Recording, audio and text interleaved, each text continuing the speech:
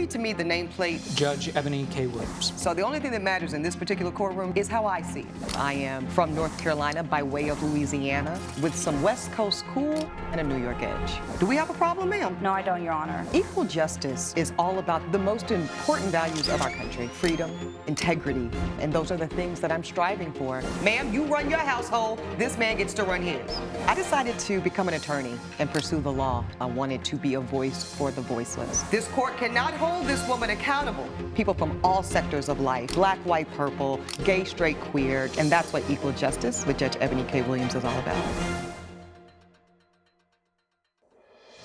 Brianna Copeland claims she was traumatized when her mother revealed that the church reverend is her father and she wants her therapy costs repaid. Diane Copeland and Reverend Eugene Waters say their daughter could have gotten counseling at their church. I see I've got Brianna Copeland here as my plaintiff, and Ms. Copeland, you are suing the co-defendants. I see we've got two here, Diane Copeland and Eugene Waters, for the amount of $10,000. And Ms. Copeland, you're claiming emotional distress. Yes, Your Now, Honor. I did notice you and one of the co-defendants share a last name. Is there a relation? This is my mother, Your Honor. It's your mother, okay. So tell me about this distress, ma'am. Yes, Your Honor. My mother and I have always been very close. I'm an only child, and she was very protective of me. I would say she even smothered me, sort of. I was not allowed to go to school dances. I wasn't able to go to my prom. I wasn't able to go to sports games, and I believed that this was all to protect me from the outside world, and I found out that this was actually to protect her and her secret and her lie. A year ago, I found out that Reverend Eugene, my community leader at the church I go to, was actually my biological father. They kept this from me for over 20 years, my whole life, and they chose to spring this information on me at a time when I was just getting on my feet. This has been extremely distressing for me. I've needed a lot of therapy, and get the tissue for the young lady. That's what I am suing them for today. Ms. Copeland, I am so sorry to hear that you are having to cope with this at your young age. How old are you, ma'am? I'm 26. Okay. So really just starting your adult path, and this is shocking and devastating. Let me come to you, ma'am, Ms. Copeland. Is it true that the gentleman you're standing beside today, the Reverend, did I understand that correctly, sir? That's Dr. Reverend. Yes. Dr. Reverend Eugene Waters is indeed your daughter's biological father? Yes, this is true. Okay. And who was she led to believe was her father up until this recent point, ma'am? Larry. Who, you say Larry? Larry. And was Larry your husband? Larry is someone that I have spent time with and who has taken on responsibility to be her father. And where is Larry today? Larry is, unfortunately, he's at work today. Okay. So, back to you, ma'am. You grew up thinking Larry was your father. And was he an active part of your life? Yes, Your Honor. I believed this man was my biological father. He came to all of my events that I was allowed to go to as a small child. And he's always been there for me. He's always come and bring me birthday presents. He's always been somebody I could call. And I thought I could rely on him for the truth, too. Wow, I am just absolutely shocked. You'll have to excuse just how shocked I am here. Let me ask you, Ms. Copeland, Madam Co-Defendant, why would you lie to your daughter like this, ma'am? Well, it was never my intention to lie to my daughter. I love my daughter very much. I was very young when I became pregnant. How old were you? I was in my 20s, my early 20s. Ma'am, that's not that young. I mean, it's young, but it's not 16. So let's try this again. Why would you lie to your daughter in this way? Well, it's a little bit bigger than my age. It's actually, you know, well, you started with the age, ma'am. So let's just kind of get to it, because I'll be honest with you, I don't have a lot of patience for deceiving innocent children, okay? I feel very strongly that every individual, I think it is a part of your human right and your dignity as a human being to know where you come from. I think every person in this world deserves that. So, do you know who your parents are? I do. So why did you think that your daughter deserved less? Well, it's not that I thought she deserved less. It's just the small town that we live in, the family that I was raised in, and just the age that I became pregnant was really, really difficult for me. At the time, I was unfortunately dealing with 2 people at one time. I had met Larry, and we had started a relationship. So you're in your early 20s? Yes. Okay, so you had a relationship with this gentleman named Larry. And who was the other relationship with? I presume this man. Yes. Okay, and were you married? What was the big scandal? No, I was not married or anything like that. No, were you married, Reverend Doctor? I am and was married, yes. So you were married to the same woman you're married to now? That's correct. Okay, so let's kind of get it all laid on the table today in this courtroom, ma'am. So you were willfully having this affair with a married man, but you were also dating another man. I was. Coming up on Equal Justice. I was open. I said, what is it that you need? And he was being evasive. He was being cagey. He was saying, well, let's And this was just wait the a two of minute. you? It was just the 2 of us until my mother walked in the door. If you'll be in the Los Angeles area and want to bring your case to court, call 1-888-552-6878. This is Equal Justice. Equal Justice is back with Brianna Copeland, who blames Diane Copeland and the Reverend Eugene Waters for emotional distress. So you made a choice in your 20s, early 20s, to put the baby on this other man because what, he was single? Well, it wasn't that. He was very supportive of me, and he actually wanted to be in her life. At the time that I found out I was pregnant, we actually didn't know who was the father, and that And is how the did we reason. find out who the father was? Well, you know, through the town talk, a lot of people were mentioning that she looked and favored Reverend Eugene, and a lot of that talk was happening, and so it made me think a bit, as well as Larry. He didn't push a paternity test. He wanted to be her father and continue to be that figure in her life, but we did end up getting a test and finding out what the truth was. And when did we find out the truth? The truth, maybe in, when she was in elementary or at So that you've young known age. this man for 20 plus years. I have. So you have known that every day you were looking your daughter, your baby girl, in the face, and you were telling her a lie about who she was and where she came from. That is true. That is true. Yes. How does that make you feel, Madam Plaintiff? I feel betrayed. Yeah, I can see the hurt in your eyes, and I would feel the same. But we are here in court today for a claim of $10,000. Where is this amount coming from, ma'am? Yes, the $10,000, that is my request for support for therapy. I have already gone to therapy for the past 6 months, ever since I found this out a year ago. That's when you found out 6 months ago. And I how found did- out a year ago. You found out a year. And how did you find out? So I was actually on the way to go and discuss purchasing a new house when I got a call from Reverend Eugene, who we don't have a close relationship. He's the leader of my church that I've always gone to, and so I figured it was about something for youth group or some sort of leadership position. And So what did Reverend Eugene want? Well, he said that he wanted to get together for lunch. So I drove back home and met him at this little diner, and I was open. I said, what is it that you need? And he was being evasive. He was being cagey. He was saying, well, let's And this was just just wait the a two of minute. you? It was just the 2 of us until my mother walked in the door. Okay. So you were summoned basically to a sit down by the 2 of you to finally, after 20 years of withholding and lying the truth, tell her her real identity. Yes. So let's get you into this conversation, the good Reverend Doctor, because you're a grown man, you're an adult. Why did you agree to keep this lie from really your daughter? It seemed at the time that it was maybe in her best interest and in mine. I'll just say that. Thank because you I for did the have- honesty, yes, because yes, we I all did know have a that that's family and really I had a wife, so the that priority. played into it. And do But you have children with your wife, sir? Yes, I do. So I you had have to. you have a family. Well, I had a family. Yeah, my daughter got cancer Oh, I'm sorry. and had a long illness, and she passed away. Okay.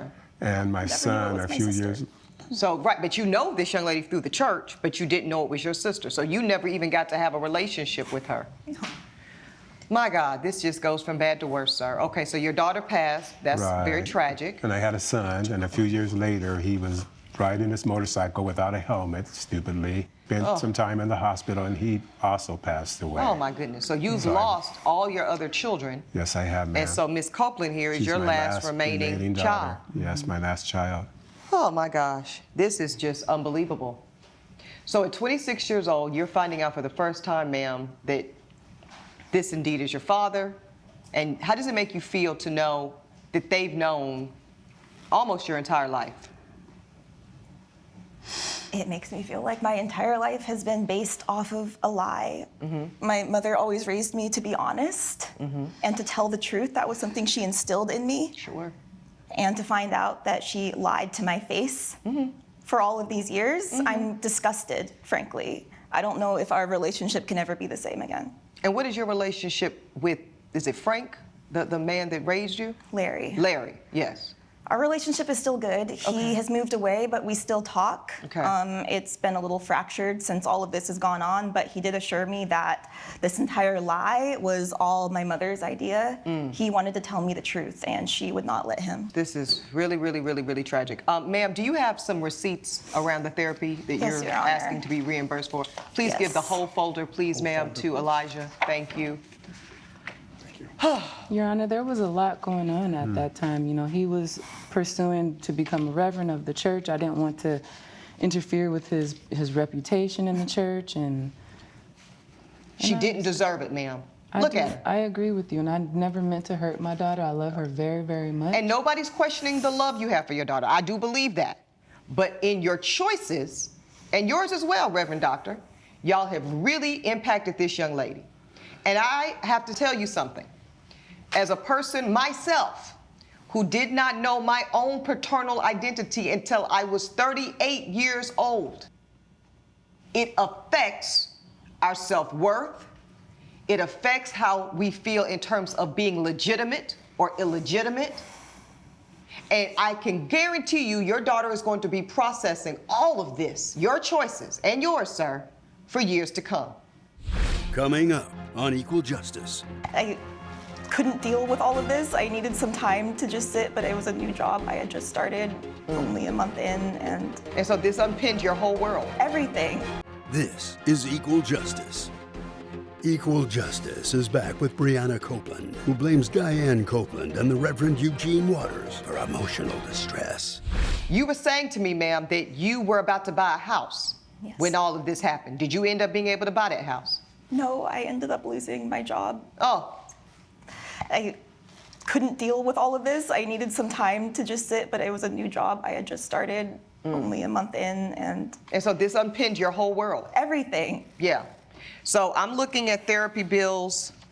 Looks like you're having very intensive sessions. Yes. 120 minutes at a time, 60 minutes at a time. I'm seeing months and months. This is 6 months worth of bills I'm looking at that accumulate to $10,000. Now let's get back to you, Ms. Copeland, and you too, Dr. Reverend. Y'all are equal co-defendants in the eyes of the court today. Your daughter is requesting that you make her financially whole from the financial investment she has made in her own healing to recover from the emotional damage you two caused. What do you have to say in defense of your claim that you owe her $10,000? Well, again, I understand her hurt and her pain, and I've offered her different solutions. You know, Sister Margaret at the church. Who is Sister Margaret? She is a therapist in the church. At the same church that y'all chose to lie and deceive about this man's leadership and moral character? Yes. That same church? Yes, Your Honor. Yeah, that's the church you want your daughter in this fragile condition to be availed to? I don't think so. What else did you offer? Well, there were other resources as well, like the community center. There's a local nonprofit. I have a that- resource. I have a therapist. Yeah, but that therapist is extremely expensive. Okay, Penny. Ms. Copeland, I'm not even gonna let you continue this. Coming up on Equal Justice. You know what I hear you saying is that you thought it would be best to continue containing the secrets and the lies, again, for your own interest. This is Equal Justice. Equal Justice is back with Brianna Copeland, who blames Diane Copeland and the Reverend Eugene Waters for emotional distress. You don't get to choose the way you traumatize her and then be picky about the way in which she chooses to seek recovery. You're just not in the moral position to make such a request. And as for you, Dr. Reverend, what do you have to say for yourself? We felt like in the situation it was better to deal with it within our faith community. within our church and people Okay. that You know what I hear you saying support is, her. you know what I hear you saying is that you thought it would be best to continue containing the secrets and the lies, again, for your own interest. Well, this court feels differently. This court feels that what you two have individually and collectively chosen to do by virtue of keeping her identity a secret for 20 plus years was self-serving and devastating to your daughter. This is your daughter too, sir. She's literally as much your daughter as she is Miss Copeland's daughter. I know that. How do you feel about that? I love her. She's a beautiful young woman, and I'm sorry that what we've Do done. you has even hurt know her, her? Do you really know her, or are you, she's nodding her head. You're gonna have to now, and it's only, I really think, the grace of God that you have an opportunity, as you are still among us, to have the privilege to get to know your own daughter in a real way. But she was still attending church. Sir, come on, knock it off. Your Honor, if I may speak, he hasn't contacted me at all since this happened. No. Do you plan to procure a relationship with your daughter, sir? If that's available to me, I would. I want us to be a family. Okay. This sounds like it's going from bad to worse. So let's just kind of stop the emotional bleeding, Miss Copeland. Judge Eboni's verdict when equal justice returns. This is Equal Justice. The court has heard enough to make a ruling. I think that you, sir, made very selfish, poor decisions that will cost you today in court, but it will never come close to what is ultimately costing your daughter, y'all's daughter. I am very glad, young lady, that you have a person you can rely on, and Mr. Larry, it sounds like, that he's still going to be in your life. That is the very least you deserve out of all of this tragedy and trauma. And the court applauds you, young lady, in doing what you need to do for you, for doing the work to heal and slowly process all that you need to put yourself back in a good position emotionally and spiritually, and sounds like financially. Yes, thank you, Your Honor. So you have made a sound investment, in the court's opinion, to a therapist of your choosing that you find safe and credible, which is the priority, Ms. Copeland and Dr. Reverend, not your comforts. Therefore, the court rules in complete favor of the plaintiff for the full demand of $10,000 to help support your work as you recover from very severe emotional distress caused at the hands of you two. That is the court's ruling. All rise. Judge Eboni has ruled in favor of the plaintiff. The co-defendants are ordered to pay $10,000. I do love you guys. I think with just a bit more healing, I can have that relationship with you, but I just need to get better from this. I just hope you understand. I want us to be a family, honey. I need to talk to you. You haven't been speaking to me lately. I would love for us to try to resolve this. Okay, you've had your day in court. Please follow me.